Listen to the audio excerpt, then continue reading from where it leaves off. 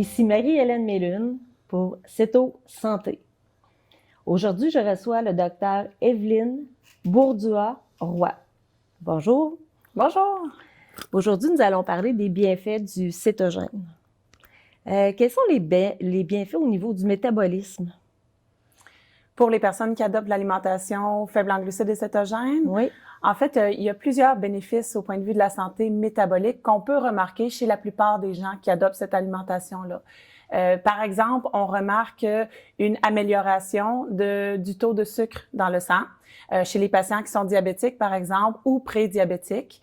On peut remarquer une amélioration au niveau des paramètres que nous, on peut doser dans le sang, par exemple, les enzymes du foie, le bilan hépatique, par exemple, les protéines d'inflammation qu'on est capable de doser dans le sang, le taux d'insuline dans le sang. Fait qu'il y a beaucoup de choses que moi, comme médecin, je dose, je vérifie quand je fais un bilan sanguin chez mes patients et je vois que la plupart des marqueurs de bonne santé s'améliorent chez les patients. On peut aussi noter, la plupart du temps, une perte de poids chez les patients qui adoptent l'alimentation faible en glucides et cétogènes. Et on se le cachera pas, la majorité des gens qui adoptent cette alimentation-là, dans un premier temps, ils recherchent la perte de poids. Éventuellement, la plupart de ces personnes-là se rendent compte qu'il y a beaucoup plus que juste la perte de poids qu'on peut obtenir avec l'alimentation faible en glucides et cétogènes. Donc, au niveau de la santé métabolique aussi, les gens nous rapportent souvent beaucoup moins de douleurs, beaucoup moins d'inflammation. Le nombre de patients qui viennent me voir en me disant « Écoute, j'avais de la misère à me plier les doigts le matin, puis là, c'est parti, cela. » Ou beaucoup moins de douleurs de type fibromyalgie, arthrite, arthrose, etc. Les gens nous rapportent également beaucoup plus d'énergie. Donc, ils se sentent mieux, ils ont plus d'énergie, ils n'ont pas le petit creux, là, la petite baisse d'énergie de milieu de matinée, milieu de l'après-midi, en soirée aussi. Les gens sont moins portés à, disons, grignoter pour se redonner de l'énergie. Ils n'ont plus besoin de grignoter ou de prendre des collations. Donc, au niveau de l'énergie, clarté mentale, les gens nous rapportent... au niveau psychique. Oui, voilà. Okay. Les gens nous rapportent une meilleure concentration, une meilleure capacité à travailler, dans le fond. Évidemment, ces bénéfices-là, c'est jamais chez tout le monde et c'est pas tout le monde qui a tous les bénéfices en même temps non plus, mais c'est des choses qui sont fréquemment rapportées. Les gens nous rapportent aussi souvent un meilleur sommeil et une meilleure humeur ou une plus grande stabilité de l'humeur. Oh, c'est parfait ça. Puis vous assumez le suivi là, tout au long là. Quelqu'un qui s'inscrit à la clinique. Quelqu'un qui s'inscrit à la clinique Reversa, effectivement, s'inscrit pour notre programme, en fait, qui dure à peu près 6 mois au total.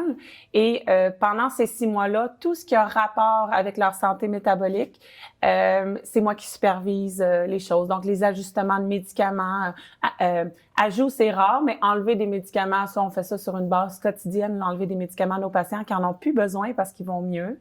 Et ajuster la stratégie aussi des fois dans nos protocoles parce que quelqu'un répond peut-être moins bien initialement pour X raisons, puis là on fait un peu du troubleshooting, du travail de détective pour essayer de voir qu'est-ce qui va pas, puis essayer d'adapter nos protocoles, dans le fond, nos recommandations à ces patients-là. Donc moi, pendant les 6 mois du programme Reversa, je rencontre les patients une fois et après ça, je supervise les opérations, les suivis, dans le fond, via mes assistants médicaux, avec qui je suis en contact constamment. Donc, je suis au courant de ce qui se passe chez tout le monde en tout temps, là, pratiquement.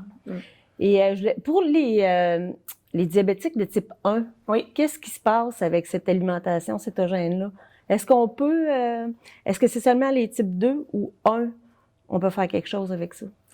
En fait, l'alimentation faible en glucides et cétogènes se définit par des apports réduits en glucides, donc en sucre. Et on sait que dans le diabète, le problème, l'un des principaux problèmes, c'est la régulation du taux de sucre dans le sang. Donc, qu'on soit un type 2 ou un type 1, on a intérêt à manger le moins de sucre possible pour avoir les moins grandes variations possibles et donc avoir besoin de moins de médicaments, le moins de médicaments possible. Chez les types 2, souvent, on est capable de cesser complètement tous les médicaments. Pas chez tout le monde. Ça peut dépendre de plusieurs facteurs, dont la durée du diabète, etc. Mais chez la majorité de nos patients diabétiques de type 2, on arrive à sevrer pratiquement tous les médicaments hypoglycémiants. Chez les types 1, ce n'est pas notre objectif. Parce que le diabète de type 1, c'est une maladie auto-immune. Ouais, il doit se piquer. Oui, dans le fond, c'est leur pancréas Ouais. qui ne sécrète plus du tout d'insuline. L'insuline. Donc, on peut difficilement retourner à un état où on n'aura plus jamais besoin d'insuline. Mais l'idéal, c'est d'avoir besoin du moins possible d'insuline pour avoir les meilleurs résultats possibles.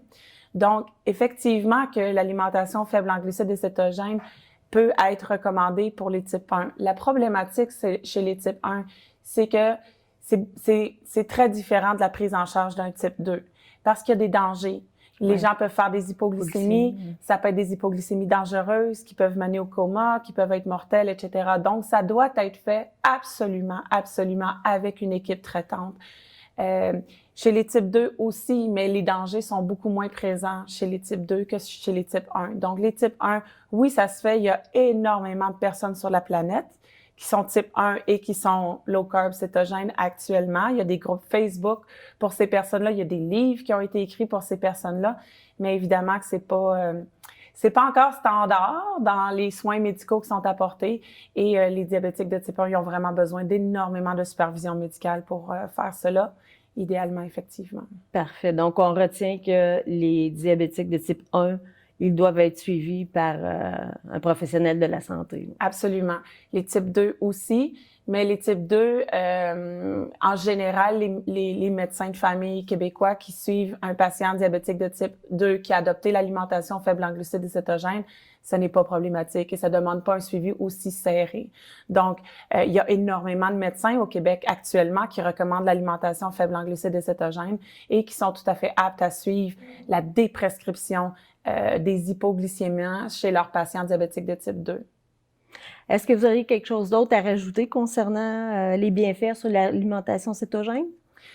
En fait, moi, ce que je dis tout le temps à mes patients, là, c'est que c'est juste de l'alimentation, c'est de la nourriture. C'est pas une chirurgie non réversible. C'est pas un médicament qui a peut-être des effets secondaires ou des interactions avec les médicaments qu'on prend déjà.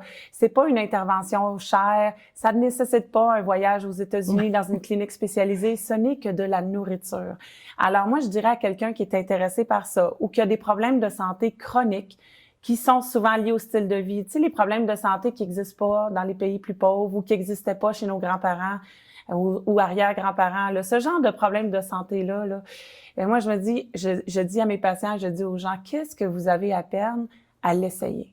Essayez-le 1 mois. Tu sais, faites un peu de lecture pour savoir de quoi il est vraiment question. Essayez-le, vous avez rien à perdre, tout à gagner. Puis si ça marche pas pour vous, ben ça marche pas, mais vous l'aurez essayé.